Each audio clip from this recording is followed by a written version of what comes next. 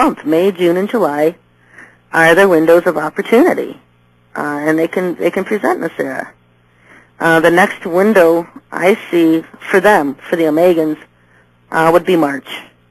So if they don't pull it off May, June, and July, then watch, it'll swing back to the New World Order faction, the reptilian faction, for the months of September and October, November, and it'll swing back to the Omegans in March. I mean, there's two different factions fighting to take over and control of the world, and so there's different opportunities, different windows of time for each faction. And so what happens is, if the Omegans can't pull it off in May, June, and July, then it goes back to the New World Order crowd, and their strong months are September and October. And I remember looking in the codes years ago, back in 2001, 2002, maybe it was 2003 at the time, I don't even remember. But I was looking way back then ahead, and for 2005, I had seen that the Dome of the Rock would be destroyed in September of 2005. So that remains to be seen, and that would be something in the New World Order camp, because that would be something they're in control of, that they're taking down, the Dome of the Rock. and so it's always something. It's always who's got a game going where and when, and it never ends. I mean, it's just always, it's constant. Listener call-in line 260-356-2611.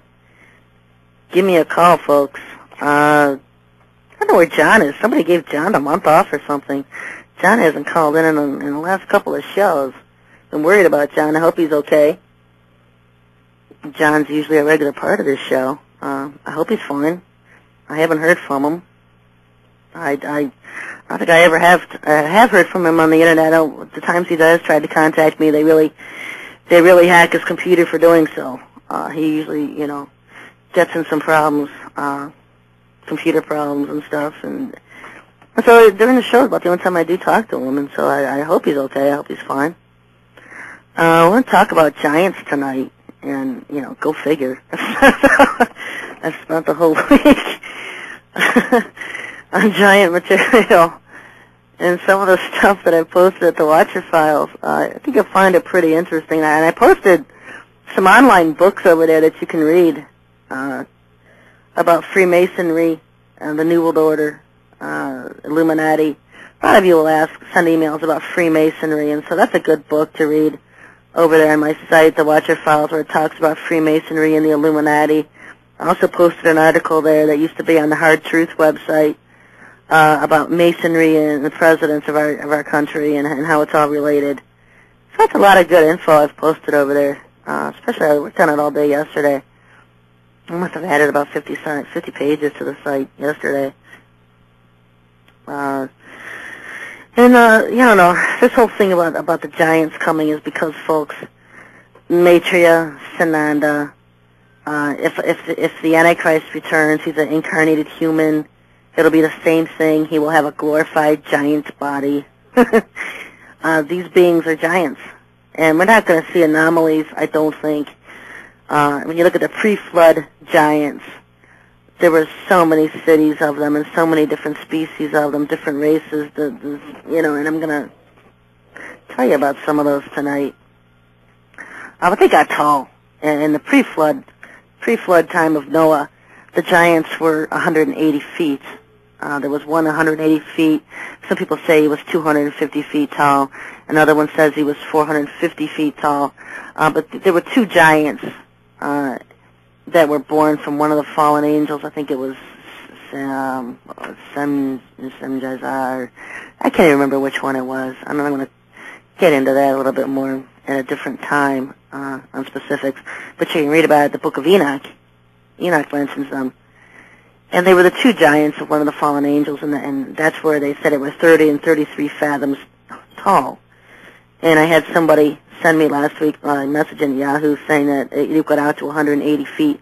So that's a 180-foot tall giant, and both of these giants would eat up to 500 cattle a day. And when the animals started running out, then they would turn to humans. They would eat humans. And these were hybrids. And they were cannibalistic. They were hybrids. They were cannibalistic. And that's two words you need to remember. Hybrids, cannibalistic. Hybrids, cannibalistic. Because in these last days, we are going to be coming into some famines. And we have thousands, perhaps millions of hybrids amongst our civilization now, and they are prone to become cannibals. And not only are hybrids prone to become cannibals, but the aliens will be here themselves. You know, we're going to have an alien invasion where their presence is all over our world, all over our country. America's going to be their home base of operations, and they're going to be everywhere. And they're going to be tall. They're 7, 8, 9 foot tall. Not all of them will look angelic. The master race, the Nordics that Hitler was trying to create, the tall blonde and the blue eyes, the master race. And I found it interesting because Hitler himself wasn't even anywhere near that. He was a short, bald guy, had Edomite Jewish blood. But he was trying to create a master race of tall blondes with blue eyes. And he was clearly controlled by the alien agenda. And so, you know, we also know that they had UFO technology. They called them Foo Fighters during World War II. And that was the beginning of the governments of this world owning their own UFO fleets and coming into that technology. There's a whole realm of physics not being taught in our schools today. A whole realm of it. And anyone like Tesla that knew about this technology, they would just steal their patents and throw these people in jail. I mean, they were never accredited for the knowledge that they had or for the patents that they had. And that's just what's happened. All of this technology, the government has kept to itself. They've kept quiet. They've kept away from the public. They've kept it in black projects and black bases, underground bases, you know, projects secured away from people's eyes. They have technology that you can't even imagine that they have. You know, and these elites, they ride in these UFOs. If you can talk to some of these people that were MK Ultra presidential sex slaves, and they'll tell you that they were actually on UFOs with these elites. You know, they would have parties on UFOs, and they would be there as sex slaves. So it's you know, I've always said it's not do UFOs exist, it's who's flying it, and whose is it? Who does it belong to? I mean, yeah, we do have UFOs from alien nations, alien races, but we also have them from the United States, from Russia, from China. You know, and they have a huge base, and I find this really funny because a couple of things just clicking back to back the last 2 weeks. And the fact that I was getting emails about being warned about speaking out and coming out with too much information and forcing the Brazilian government's hand on and coming out with information and disclosure earlier than they were ready for. And for the life of me, I couldn't figure out why the heck would they, you know, why would they be worried about what I'm saying? Why would they care what I'm saying? And that's what it all came down to. I was working on codes, and I kept seeing this certain term in the codes. I'm seeing two terms in the codes that just kept popping up over and over again. No matter what code I work on, I'm seeing the same two terms. And so I took some time out to figure out why I'm seeing these same two terms. And one of the terms I kept seeing over and over again was Amalek. And, of course, Amalek ends up being that this was the ancient Nazis from even back then. Even back in the pre-Jesus era, these Amalekites are the same people that we have today and that we call Nazis. And so they're all connected. You know, today's Nazis are yesterday's Amalekites. And so they're all connected, and that's why I'm seeing that term Amalek in the code so much lately.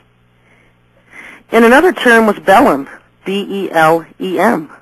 And I couldn't figure out, well, what is this, the donkey or Balaam or whatever it was, and I'm thinking, is this Balaam and not Belem? But it was Belem, and so I looked to see what Belem was, did some research on it, and here it's the northern coastal city by the tip of the Amazon or whatever, northern Brazil. It's one of their major port cities in Brazil. And of course they have, you know, huge population, multi-millions are there. They have, you know, the Hilton is there. So Belem keeps coming up, and it's dominant in the codes, this whole town area.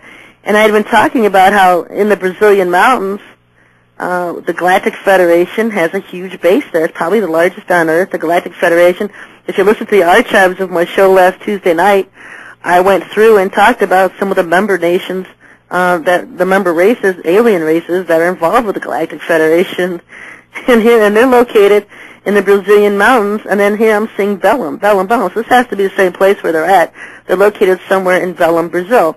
And lo and behold, where was it? Our government